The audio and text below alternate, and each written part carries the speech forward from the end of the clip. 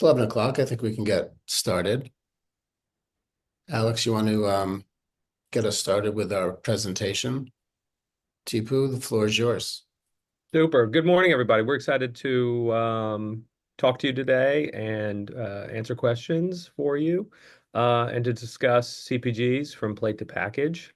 Um, I'm Teepoo Riaz, head of the CPG practice group here at Helbraun, and I'm here with David this morning. So we're excited to get going.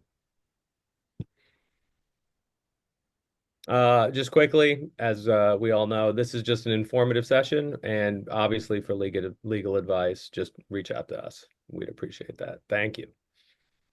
I like your legal disclaimer, Teepoo. I'm going to steal that one from you. Ours is way too long. Yeah, it's Um, nice and to the point. I think we it's all to know the what. point. I think we all understand it's not legal advice, but if I may introduce you, because I'm so proud to have you working with us and happy to know you.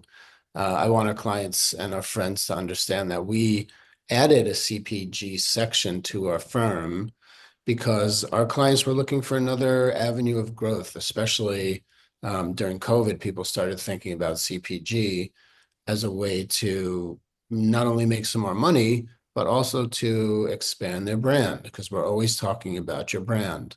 And so we met Teepoo, who is an investor in a couple of restaurants up in upstate and Connecticut. And before that was the general counsel of FreshDirect for 12 years. So he was very deeply steeped in the world of CPG. And once we got to know each other, we thought this would be a good fit. And we're so thrilled that Teepoo's been with us for a while now. And now he's repping our clients.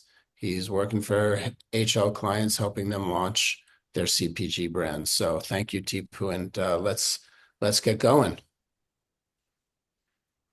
Super. Yeah, no, I think it's been 2 years since David and I've started working together, and we've got a great array of clients. And today's focus are folks who are in the restaurant industry.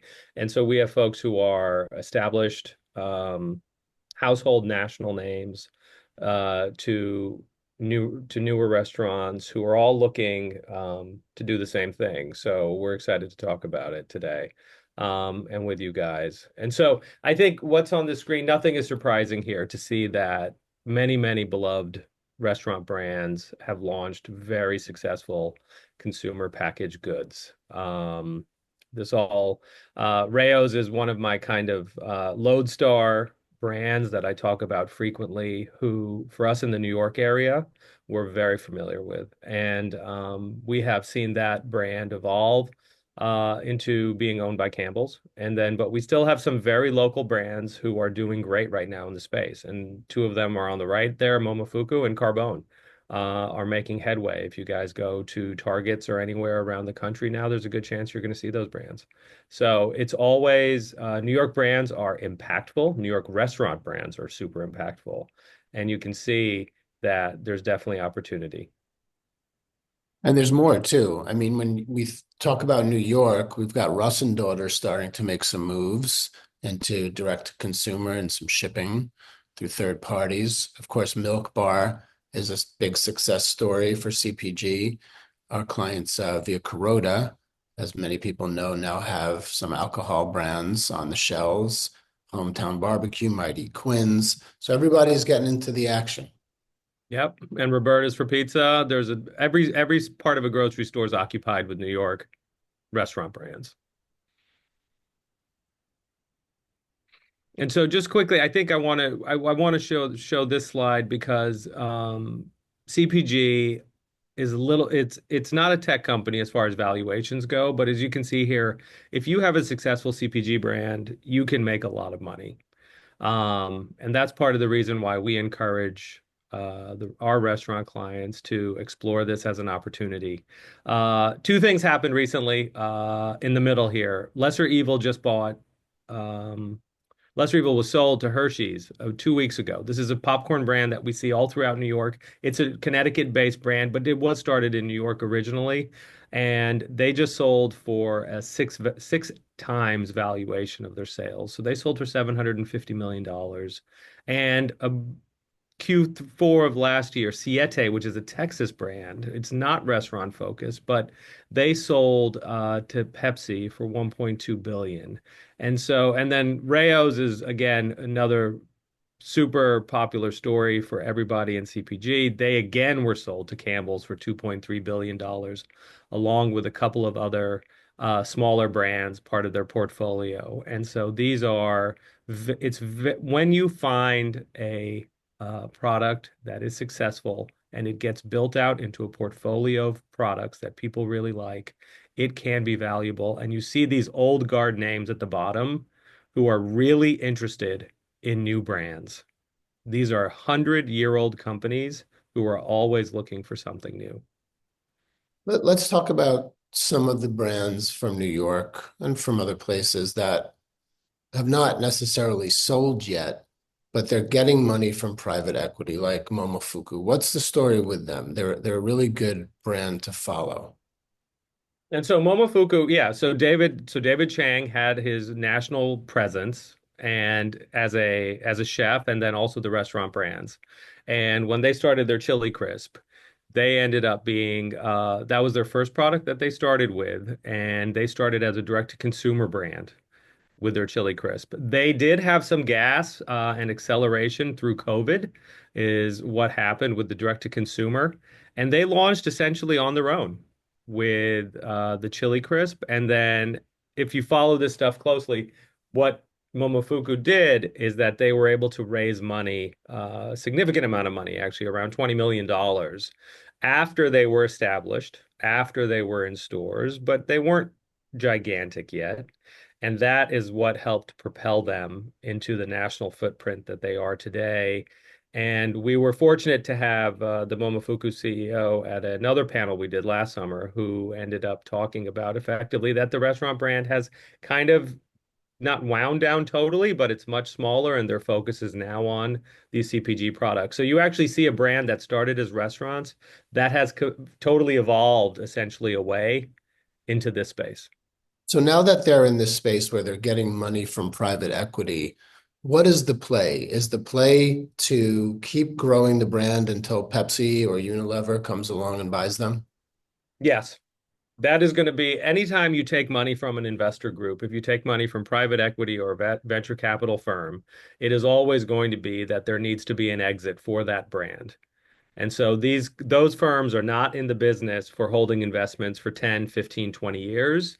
Typically, what you're going to see is that for Momofuku, and we'll see how it goes, and the world is crazy, but often it's somewhere between a 48 to 72 month, like 4 to 6 years. They want to grow this brand. They're going to give it a lot of money for it to be everywhere. And then they're going to want to sell it to either a larger PE firm or they're going to want to sell it to a strategic, which is all these brands below. These are strategic owners. These are people who want to incorporate these products into their portfolios. So once you get to the Pepsis, they want to keep you forever. Once you get to those, once you get to a strategic, that's going to be part of their global platform. And I would say right now, most of these brands are going to be stuck with these guys. And then that's the goal. And the goal is for a successful exit. When you take money from investors, the goal is to get out of it. Mhm. Okay, great. Super. We've kind of talked about a little bit about this already, but why we like CPG for restaurant brands is that it's an extension of your brand. It can strengthen your restaurants and vice versa. And so it's a symbiotic relationship. And also importantly, I think as I hear David in a lot of the talks, how he's very sympathetic to the restaurant industry and how difficult it is to make money. This is a great way to diversify. It's another great way to diversify your revenue stream. It's not dependent on in-person dining.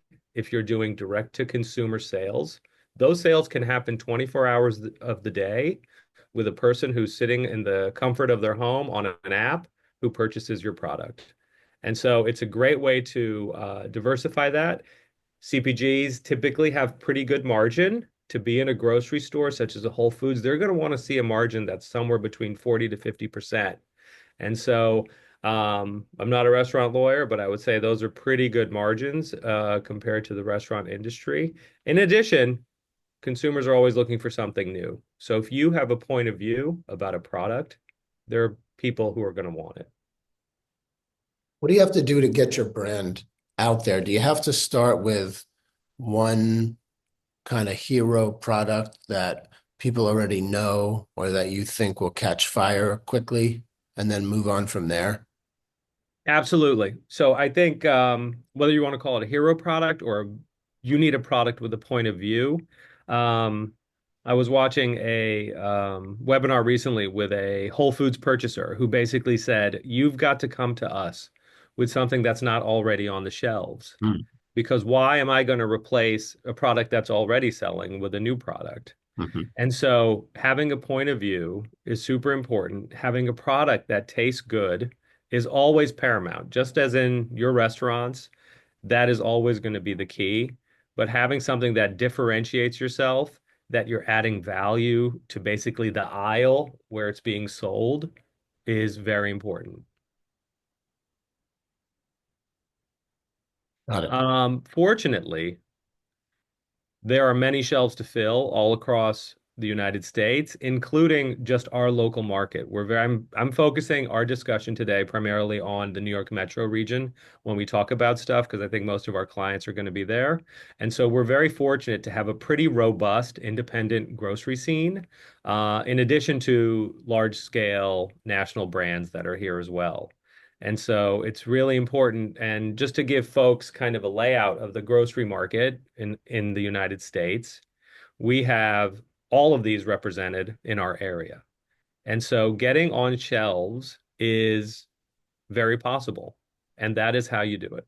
Do you have to start with direct to consumer first through a website, through, I don't know, in-store sales before you get onto the shelves, or are people going directly to shelves? Does it help to walk into Citarella and say, look, we're selling 10,000 units a month on our website, so we have a track record and you should pick us up? 100%. And so I think the expectation today, due to social media, whether it's Instagram or TikTok or other forms of digital advertising, there is an expectation by retailers that a CPG brand is going to do self-marketing at the outset, that they are going to be the party who is going to start developing a repetitive customer base. And that means folks buy your product one time, but they want to come back for it again. And that's the kind of in the grocery industry what they talk about as far as velocity. And that's how fast you're refilling the shelves on your product. And so today, the expectation for whether it's the Whole Foods Forager program, which is focused on smaller brands regionally, or say a Union Market or a Citarella or even a larger grocery chain, is that by the time you show up to them, you have a presence in the marketplace that you can leverage for them. That if you have 25,000 or 50,000 followers, you can say, hey, let's leverage my people when we launch in your store. And I think that is really important. Does it matter how long you're out there doing direct to consumer, or are you really just showing numbers? I would say it's the latter. I don't think it's necessarily a length of term. I think we've all seen brands, especially today with digital marketing, who go viral very rapidly in a very short period of time, and then they can leverage that and get in there. I think there's certainly no harm to having a period of time that you are doing direct to consumer for whatever reason. If it ended up being 1 or 2 years that you've Mhm. been doing that, 3 or 4 years even, that's fine. But even if it's short, yet you capture lightning in a bottle somehow, you can leverage that. Okay. But mostly, I just want to make this clear. Most of the time, we're starting there before we're in the store, right? Yes. Okay. So tell us what a store looks like. Yeah, so I just want to get folks. We've all been in grocery stores. We're in grocery stores all the time, multiple times a week. But this is just kind of I just want folks to think about kind of just the layout of your average grocery store. The majority of the grocery store are shelf-stable products. These are products that don't require refrigeration. They have really long shelf lives. So when you're thinking about a product that you may want to launch and you're thinking about, oh, I definitely want it to be a fresh refrigerated product. All of those types of things, fresh, frozen, produce, meat, seafood, they're on the periphery of your store typically. The shelf space for that stuff is much less. The shelf stable area of a grocery store takes up most of the space and allows for that kind of replacement of product much, much, much easier than, say, the frozen area, refrigerated area. But I will say that there is opportunity in any category in a grocery store right now. There is a fight amongst CPG brands to keep reinventing, whether it's the fresh area or the frozen area.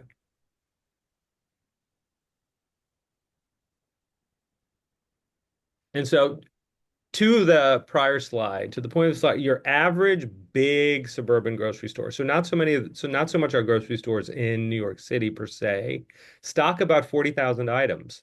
That's a huge amount. And that is, in your mind, you can imagine 10 mustards, 15 mustards that are available. 30,000 products are released annually. And to my point previously, 60% of a grocery cart that people take and that they buy it at the grocery store is shelf stable. People spend about 4/10 on fresh product. So people are buying shelf stable products more than they're buying fresh products. Why are fresh products picking up the pace now, do you think? I believe that because of, I would say, the last 10 or 15 years, the interest in wellness, health focused Mhm. products that are good for you tend to have, if they're fresh and they don't carry preservatives, right? One of the aspects of shelf stable is that you have to add things to make things stay good longer. And so I do believe that the fresh categories are expanding. Grocery stores are looking how to basically redesign stores to carry more fresh products versus carrying the same amount of shelf stable. You have to use the health buzzwords on your packaging. Is that important? So claims are regarding wellness products. Yes, I do think that there is an avenue right now for consumers who really enjoy products that have uh, words such as probiotic, healthy, things like that. High protein is probably the hottest buzzword right now regarding CPG products. And so I don't believe you always need that. It is certainly a category. It is a trend that's, I don't even know if I would call it a trend anymore. It's so sticky and it's here. However, we'll talk about this in a couple slides. The category that still sells the most are snacks and beverages. And so I Why would say did for pop, every healthy snack, there's probably one that's your standard snack that's coming out too. why did the popcorn do so well? What lesser evil? I mean, even in its title, in the name of the product, it's talking about the health benefits of it. Do you think that's why people bought this popcorn? Yes, absolutely, 100%. Lesser Evil was actually started by Jim Cramer, the CNBC host, and has always been The guy who rolls his sleeves up and the guy screams. who rolls his sleeve up and screams started Lesser Evil initially, and then he sold it a long time ago. Mhm, But yeah, that screaming guy cared about healthy popcorn, and it's a clean label. And when I mean clean label, is very few preservatives, if any, mhm, popcorn and salt, mhm, corn and salt. And it's also, they've been very fortunate. One of their big sellers is made with coconut oil. And coconut oil over the last 5, 6 years has had pretty much a halo effect as well regarding kind of its health benefits and that it's better than canola and other types of seed oils. And so that's how Lesser Evil was able to take advantage of that. And it tastes good. My kids love it. We have mhm. Lesser Evil in our house all the time. And first things first, it's got to taste good. Right. Okay. So I think every year I like to kind of point out where trends are going as people are kind of thinking about it. So regardless of what your restaurant is or what it's focused on, I think it's important to be concerned about what's going on in the marketplace regarding CPG and to not kind of be an outlier too far because you need to be in the game. Interestingly, meat is making a big comeback right now. I would say, especially during COVID, throughout things like Impossible. Alternative proteins were super hot. They were getting a lot of money in the private equity space, hundreds and Is hundreds of. that still happening? It has slowed down. Yeah, It has peaked. right. It is declining. I think that, I mean, anybody on this phone call knows that there's kind of been a cultural shift during the election, and all of that has set meat sales are much higher than they have been, I think, including in restaurants right now. Hmm. And so meat is very hot. However, as you'll see below, vegan and plant-based still is a category that is still very popular. Sustainable has not gone away. Claims and functional that we were just talking about. So functional stuff is the prebiotic sodas, things of that nature, which have a supposed health benefit. How about And things like gluten-free? Do you see that changing as far as becoming more popular? yes, it's still very popular. Mhm. And so gluten-free, those types of things that are replicable, like so food products that are gluten-free, vegan, still very popular. Local hasn't gone away. And snacking and beverages, if people are thinking about something, snacks and beverages have the highest velocity in a grocery store, meaning people buy those items more frequently than any other item in a grocery store. I was just reading some article somewhere that Pepsi was reporting that due to the shaky economy, snacking was down. And I'm curious to hear from you if you think having a shaky economy does affect CPGs, and if so, how?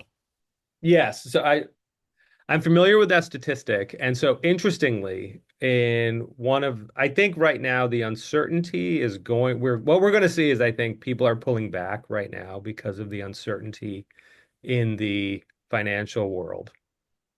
That said, 2008 during the Great Recession, CPGs took off.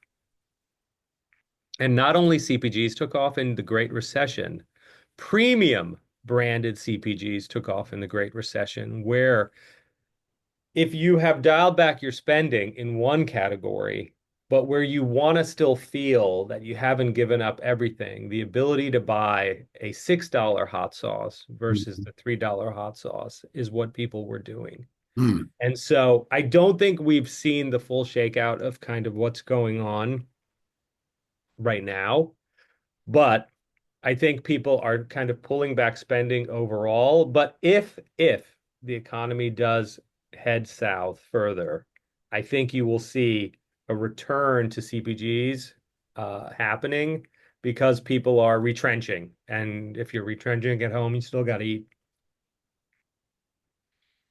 So now instead of eating wild caught Alaskan salmon, when things get bad, they'll just go eat lesser evil popcorn. Yeah. Okay. Exactly. And so I think you'll see people, I think you actually even see people right now, steak sales are actually up in grocery stores. So the purchasing of meat and things like that, which are premium products, those are expensive things in a grocery store.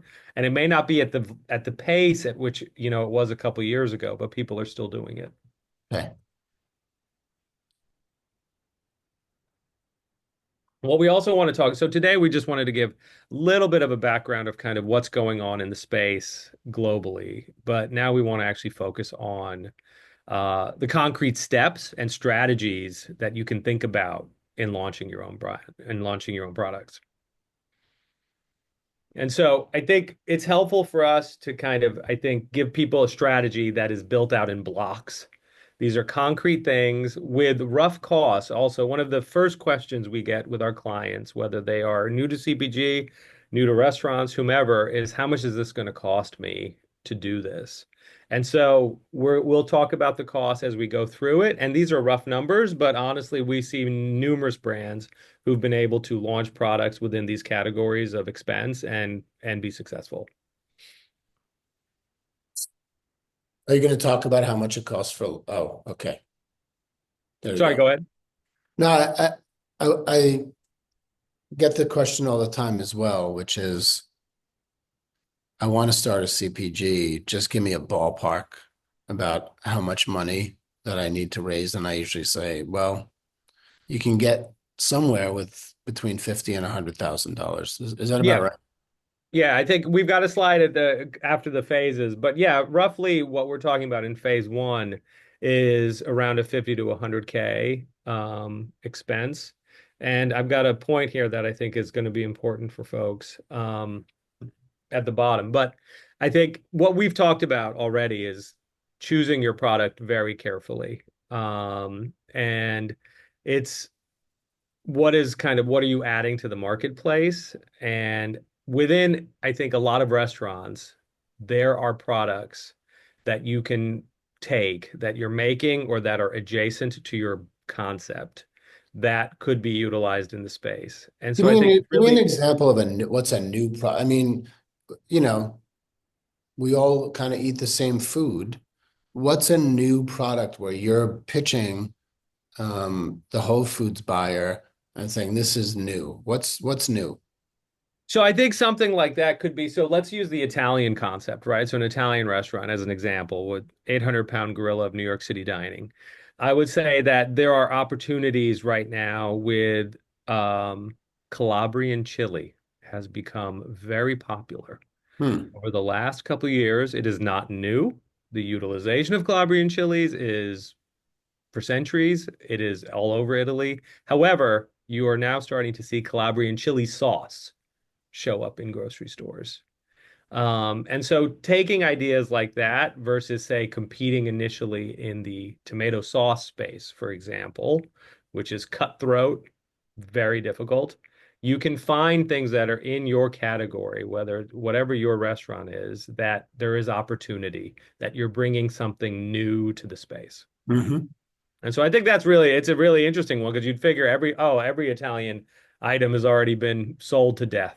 And that's in fact not true. And there's something new that is surfacing Half the people just left this call to go process their Calabrian chili sauce. into their Calabrian chili oil. Exactly. Way to go. Exactly. And so I think also the things that, we're focused on restaurants who have a customer base. And so this is one of the things that really distinguishes restaurant owners and restaurateurs from CPG brands that are just starting cold, who have no base, they have no customers, they have no loyalty, and they have to develop this. So the development of the product, the idea, the thinking through of what is going to be appealing can be done with your customers at your Mhm. restaurant. Right. And so I think that's huge. You already have a database of who your customers are through whatever platform you're using for reservations. Um, Exactly. you're Exactly. You developing a have a ton of customer, data. so you're developing a customer base. All you have to do is throw up a Shopify website or something, and you can be online in no time.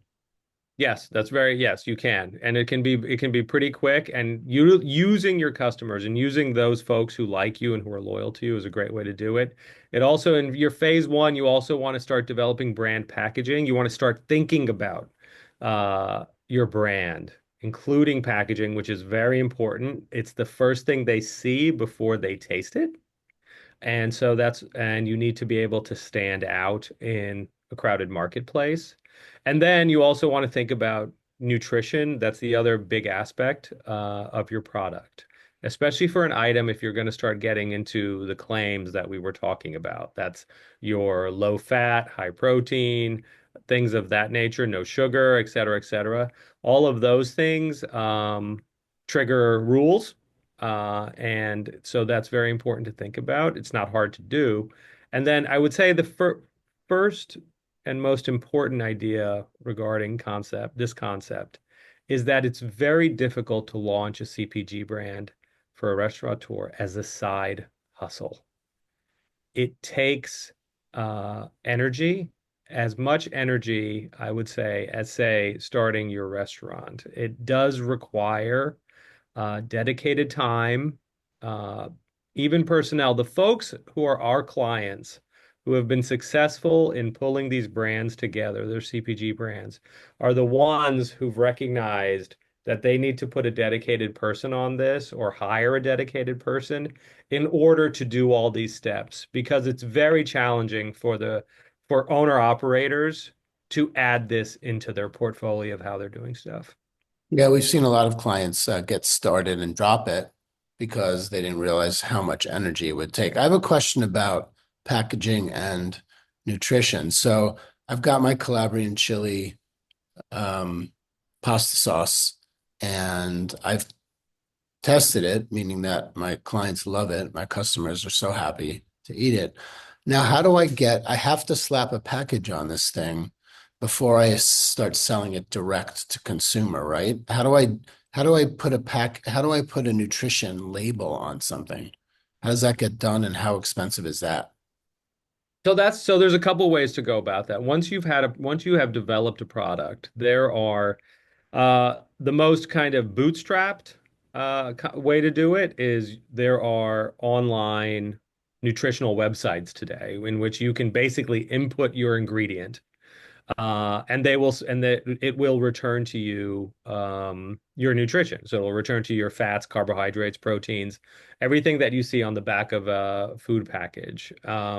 In addition, there you can also do packaging. So for example, the entire jar packaging that you need can be done through these essentially automated websites in which you plug in information and it will give you back packaging. However, the folks that we see who have success, who are generally pretty serious about kind of entering in this foray, will hire labs to run their nutrition for them, which is not a very costly thing. It could be done for under $1,000, where you send your product, they will run it for you in a lab, and you will get a certified nutrition back. In addition, there are essentially consultants who will advise you on packaging. The rules are very strict, and so they're not too difficult because they're pretty black and white about what is required. And so, but that allows you to develop basically the full packaging that you need for your product, whatever that product is. Ultimately, do you have to send it to a lab to get that label on it if you're going to start selling it to Whole Foods? I would advise that, yes, because any grocery store retailer who is going to be a relatively serious one is going to ask you for um, certified nutrition and that this has been run. They're not interested in risk. Mhm. And so you de-risk yourself and you also professionalize your operation by going through the proper steps and utilizing the right consultants in order to get you the information that you need. Gotcha. Yep. So once you have a concept, I think it's really important for folks to, I mean, I think this is not necessarily related to CPGs. This is just putting together a business plan for what is essentially a new company. We would never advise for a CPG brand to be the same entity as the restaurant. And so for folks who would be starting that, one of the things would be to develop actually a new entity that is doing that. And part of that whole process is that really is a separate company. There's really not too much that is very similar to the restaurant. It's not a la minute cooking. It's not live. This is essentially what you're doing is production. The nice thing about that is that this is a daytime business.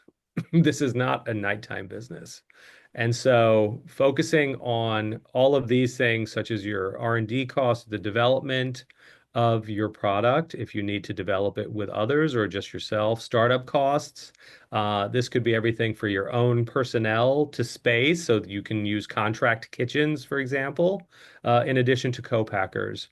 And then just for like any business plan, it is understanding that you're not going to be making money for the first few years. And so you should be able to plan that you're able to basically float this company through capital during that time period. And Do we all know of how this much stuff, I money, think, how much sorry, money go do ahead. we have to put aside for that? I would say that beyond the 50 to the 100K, you're going to need an additional probably 100K to float that because you will be manufacturing. The biggest cost that's going to happen if you are using a contract packager would be the payment of products. For the payment of your products in addition to yourself or whoever else you have. So it's labor and products are going to be that. the biggest expenses that you will have initially until you start making money and are able for your business to be paying for these things. Mhm. Okay. And so we've chatted about this, but I think testing the market and understanding your product is really important. And this has been reaffirmed, but if you are in New York, start where you are known. So being local, phrase I heard recently by a merchandiser for a grocery chain was win at home. And what that means is this is your home base. You can build an avid community. And for our restaurant clients, you already have that. And so for CPG brands that are just starting out, no restaurant clientele, um, building a local community is much easier than building a national community right off the bat. And so starting at home, and that means in our area, it's very easy as we talked about the grocery landscape and the ability to, we have millions of people within the tri-state area to sell your product to.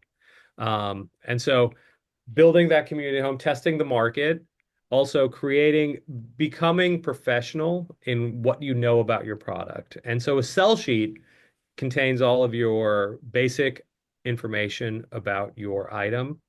Product samples with packaging and nutrition are key if you're interested in getting into grocery stores, because they want to see what their product is going to look like. If you think of a grocery store, there's shelves and there's shelf sizes, and they have to be able to fit your product. So there's a practical component here. What And is that then meeting? What is that meeting like with the Whole Foods rep? How do you pitch them? So there's numerous ways. So there are numerous ways to sell direct to a grocery store. There are pitch events that are done throughout the year for, let's use a Whole Foods as an example. They will do periodic pitch events where you are able to submit your product through an online submission, essentially. And who you will meet once you're through there, you're going to meet the merchandisers. So every grocery store has got merchandisers, and they're the folks, they're the curators who are choosing the products of what is stocked in a grocery store. And merchandisers are getting berated by products all the time. And so that's where it's key for you to be able to stand out. And that's not only standing out in your product, but also having these bullet points available where you have knowledge about your product. You know what your price is, you know what your case size is, you know your nutrition, you know who your competitors are, you know what your margin is, and you know how to sell them that your product is going to be different and available. You know how to make your product. All of these things are really important. So you basically make it easier for a merchant to choose your product. A lot of grocery stores do buy direct. Whole Foods still buys direct from brands versus using a distributor. Some larger grocery store chains only buy products through distributors. They don't have the bandwidth any longer, or they're just so automated that they just don't want to deal with small brands directly anymore.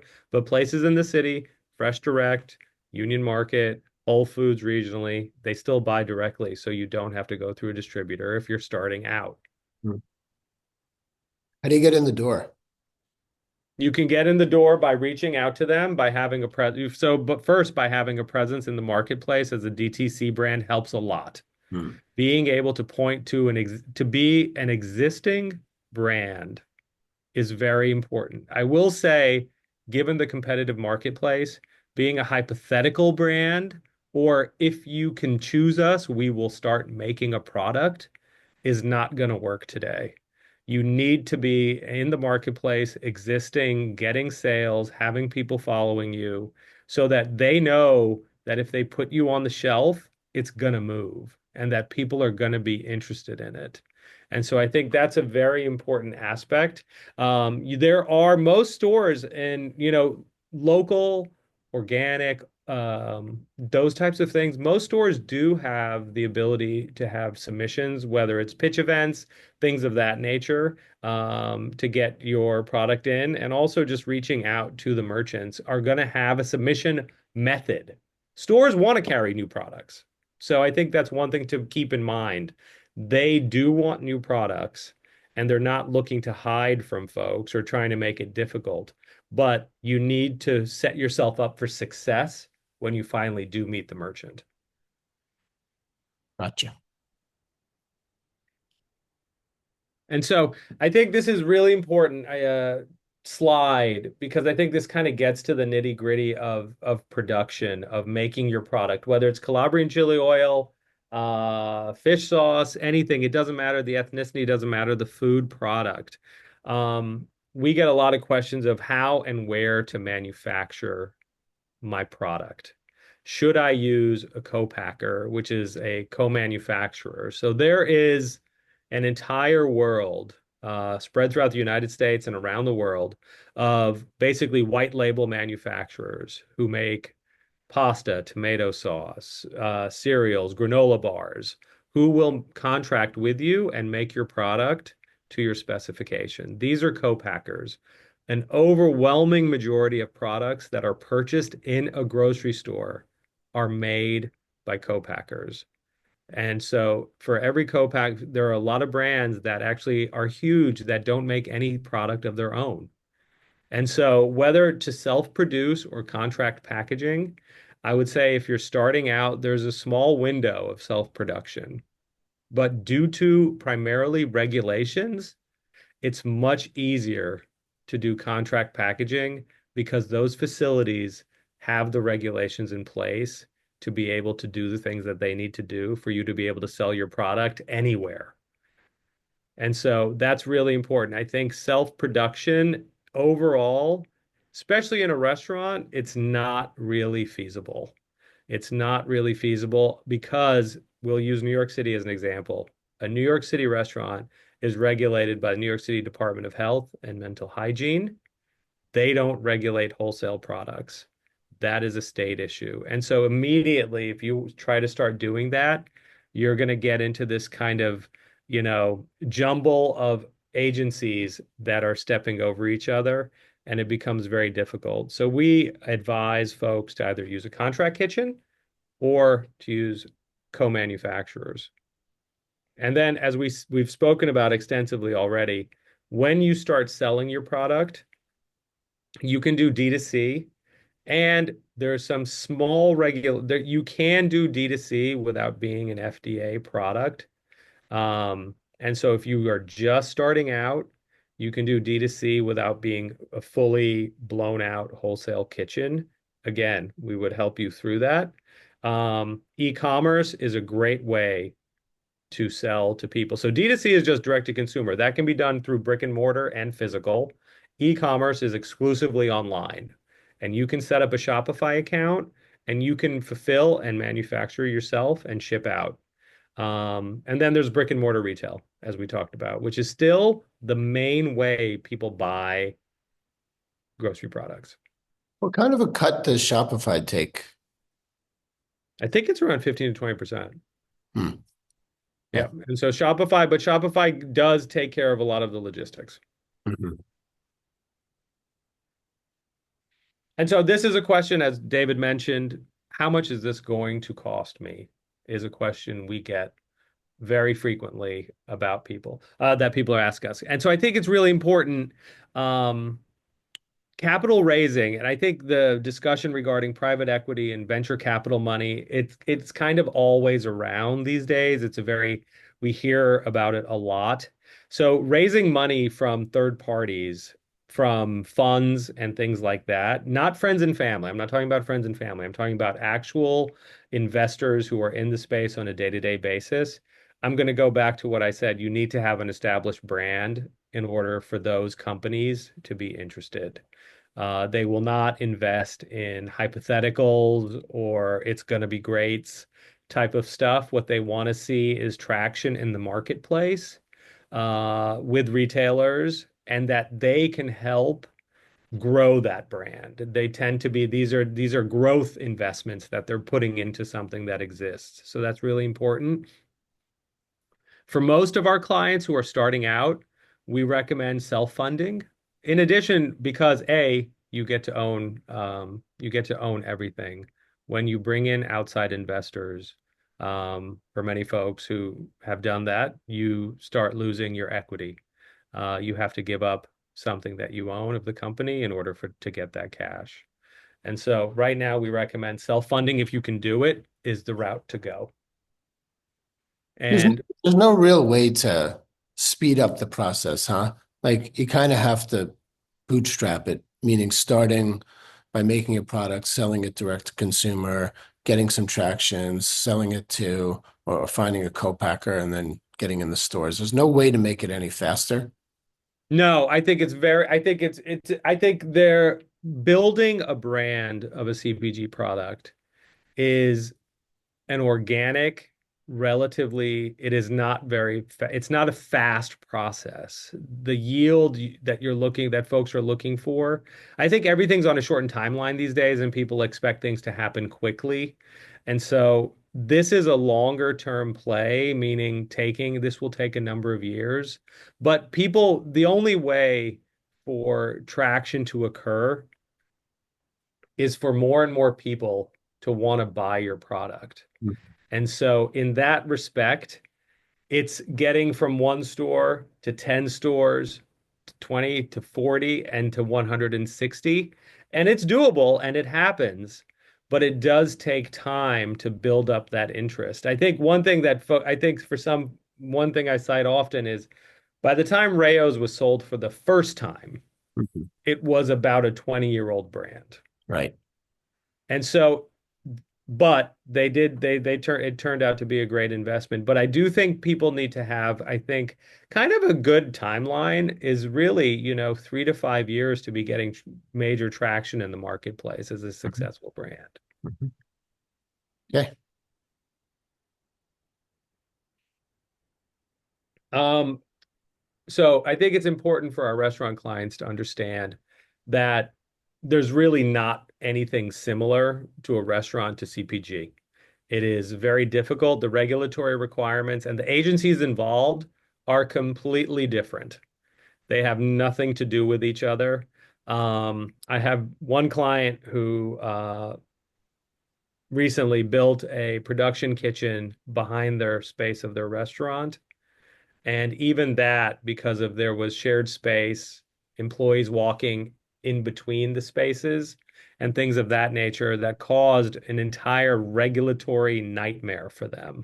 And we had to untangle DOH, we had to untangle New York State from each other, and it really caused a headache. And so CPGs are not regulated by the city. They're regulated in New York by the New York State, and that's the Department of Agriculture and Markets. And then if you want to wholesale outside of New York, so if you want to sell your products, just like I want to sell them on Amazon, you've got to be regulated by the FDA. And if you're selling meat, a meat product, it's regulated by the USDA. Mhm. And so it is a mess versus DOH being one regulatory agent for a restaurant. You could have upwards of three agencies regulating a CPG product. And so it is um, complicated, but not impossible. It's a process that you just have to work through in order to just make sure you're lined up. And so it's just a different way to think about it. It's pretty much all about food safety. It's trying to make sure that your product is safe for sale throughout the United States. And so there are rules in place for that.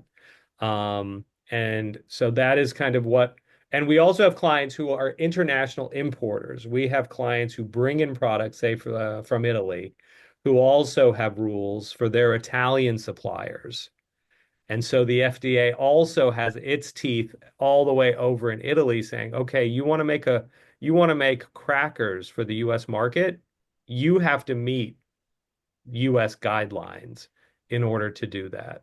And so there are requirements for even imported products as well.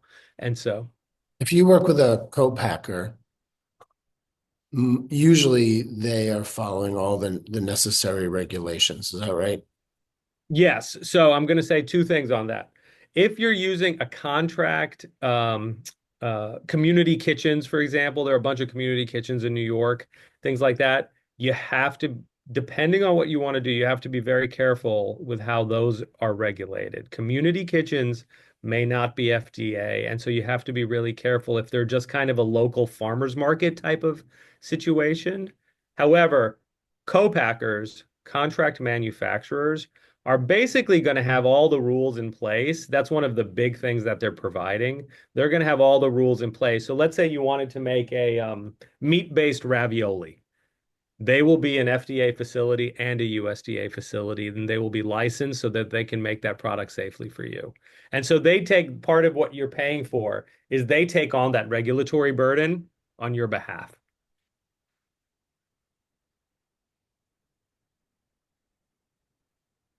Okay.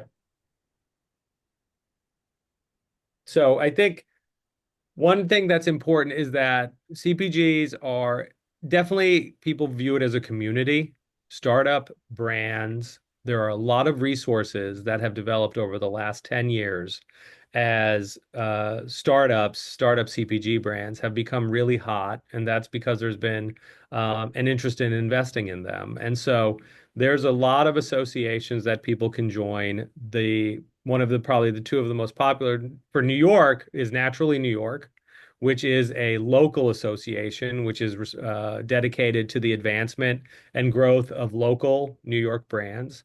And then there's a national one called Startup CPG, which is a similar which is a similar association, which has a lot of resources, a lot of networking opportunities for people to meet each other in the space. These are fellow makers. These are all of the people who support the kind of consultants and the brokers and everybody else who support makers. And then there are the retailers who are also a part of it because they know that those associations have the brands that they want to see. And so there's a lot of associations that we encourage people to become a part of and to meet folks and to get to know people. And then there's consultants. There's a huge consulting space in this arena to help people from everything from R&D, brand management, brand development, labeling, packaging, finding co-manufacturers, through finding helping you secure financing and things of that nature. So it's a really well-developed industry for all of that. And then for us in New York, one of the things I actually really like pointing folks who are thinking about CPG is to the Cornell University's Center of Excellence, which is located upstate in the Finger Lakes. However, they have a very robust New York focused CPG program and food program. It's agriculture focused, it's brand focused. They have free resources to people who are thinking about starting new companies. They have research facilities, they have labs, and everything that they do is free for New York companies. So what do you And do if you're in the middle of developing a product? You just call them up and say, "How can you help me?" yes, literally. They have a wonderful website, and they also list their personnel who are dedicated to this. And these are again just kind of these are not side hustle folks. These are people who are dedicated to doing this on a day in and day out basis. We have a great relationship with them. They have sent us a number of clients throughout the region who are looking for counsel, and we send our clients to them too when they're looking for resources. When you're getting started, money is tight and you are learning about this space, they're really a great resource and one of the best in the country, as far as I know, as far as that type of resource. Um, there are also a number of just kind of like tech firms. Food has become very hot. There's a lot of incubators. There's a lot of accelerators which will fund you and give you a little bit of money to help you grow. And this is a list of just some of those that will fund new brands to help with growth. And so Chobani is the big yogurt company of New York, which is all over right now. And so they have an incubator. Mondelez, which is a huge snack brand, they even have their own. And so these companies know that new brands start small and they want to be a part of it. Even Pepsi has its own VC fund because that's where new brands always come. They start small and they always start with a good idea that eventually gets big. And so I think that's what people should take away from this is that no one starts gigantic and starts all over the place. And What so happens in an incubator? How do you get in and what do they do for you? they tend to have an application period where you can apply for either an incubator or an accelerator, where often it will be in exchange for some equity, but they will provide you some cash in addition to technical and strategic expertise. So incubators and accelerators are not just about money, they're about resources, which is an important thing. And this is where people get the ability to learn. And so often for incubators, accelerators, they will do maybe a one or two times a year application for you to apply with your product. And it'll be typically like a 3 to 6 month program in which you will get education. There's a time commitment. And it's kind of like, I would say it's the closest thing to kind of a CPG school, if you will, where it's not just, say, a VC who just hands you a check and you're on your own. These are mentor relationships. And so I think they're actually a really great way for people to meet folks and actually kind of learn about the space. Sounds good. And of course, we're here to help you. Whether it's anything from David's side of the aisle regarding corporate structure to getting your company going through consulting agreements, co-manufacturing, whatever. If capital raise, we are absolutely here to answer questions, provide guidance and strategy, in addition to helping you with anything else as you think through this. Thank you, Teepoo. Thank you. Incredibly informative. We're going to take some questions. So if you have any questions, put them into the chat box. We have one so far. You ready? Sure, please. Under the Italian umbrella, why is sauce so dominant over dried pasta? I well, I think so. That's a good question. I would say that dry pasta is very popular, but I also think that dry pasta is more difficult to manufacture. There are not that many manufacturers who are doing the manufacturing equipment required for dried pasta is different than what you need for hot sauce. Hot sauce can be done in large scale Not kettles. hot sauce, just Excuse me. Pasta sauce can be done pasta in sauce. large scale Yep. kettles, Yep. and there's many places you can do that. But actually getting the special dyes for pasta is difficult. Hmm. Not impossible, just difficult. I think it's a lot easier for a pasta sauce to be developed starting out in a kitchen, and then that goes to large scale manufacturing. It's easier to scale. Got you. Interesting. Okay, well, we'll sit around for another minute or so and see if anyone has Sure. other questions. Um, what's a new and exciting product that you're seeing on the shelves? I think for me, I think the hot sauce is still growing. I'm still seeing that. I spent time in Whole Foods the other day in Brooklyn looking around and seeing what's going on there. I think what's interesting is hot sauce is there. I think cereals and that arena is very interesting. I think ethnic foods, so quote unquote ethnic foods, I think there's still an interest Hmm. in that. I feel that there could be an explosion in kind of in the Indian space, like what I would use broadly as the South Asian category, is still an opportunity, I think, in the CPG space. Here's another question for you. How challenging and expensive is the national regulatory climate for meat products with USDA? I don't think it's challenging at all. I think you have to, in order to sell meat products, you're going to have to be USDA regulated. USDA regulated it's just a set of requirements that you'll have to have. Um, but I don't think I don't think it's super challenging, but it's a process that just has to be followed. And you need a USDA inspection facility with an inspector but they've loosened over the years how the inspector that's on site handles the facility. They used to have all these really crazy requirements of they needed to have their own office. They needed to have all of these things.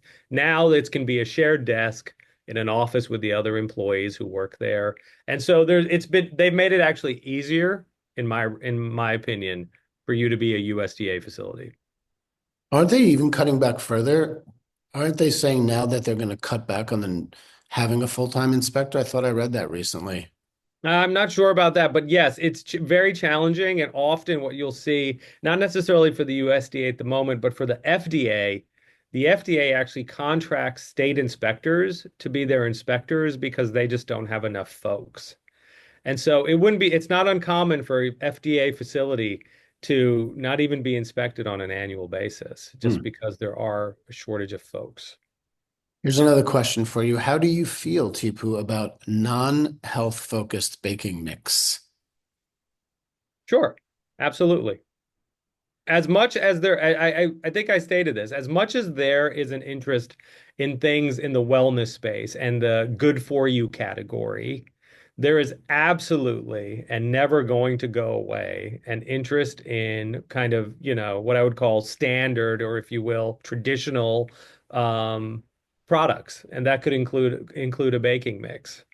So I think that there's always space for that. I think part of the problem with the good for you space, in my opinion, it tends to be very expensive. It tends to be more expensive than the other space, and I think it leaves out a number of consumers. And so something that could be in the traditional space, you may end up having better margins, and you may have a broader consumer base who could be interested. It's another question for you, Teepoo. Would you say that having a product that contains fully natural and organic ingredients is more important to do at the start of your launch versus changing it down the road? Hmm. I think you don't want to have I think it's a good question. I think it depends. So if you're having a fully organic product and it's labeled as such, I think if you take that away, that's going to be a material change for a lot of consumers. Mhm. So if you started out conventional, meaning non-organic first, and then you made it organic, I think you could get people to join in, and those who are already buying it wouldn't leave you. However, people who seek out organic or claims-based products, if you take that away, I think you could lose people. I absolutely do, because I do believe people they look at ingredients, they look at nutrition, and they would absolutely, I would say, if you took away organic, you could see an adverse impact. Thank you again, Teepoo. That was a fantastic presentation. It is available um, I think we have it recorded. Is that correct, Alex? How can people get it? That's correct. Anyone who registered for today's webinar will get this link by email along with a copy of our slides later this week. Great. Thank you again, Teepoo. Thank you, Alex. If you have any questions about CPG, you can email me or Teepoo, and we'll be happy to answer your questions. When's the next Super. webinar, Alex, and what is it? We're back next Monday with Hamatal Lieberman and Andrew Fine covering building and protecting your brand. It's a good follow-up to this one. Thank you Perfect. very much. Thanks, everybody. Thanks for coming. See you soon. Super. Thank you.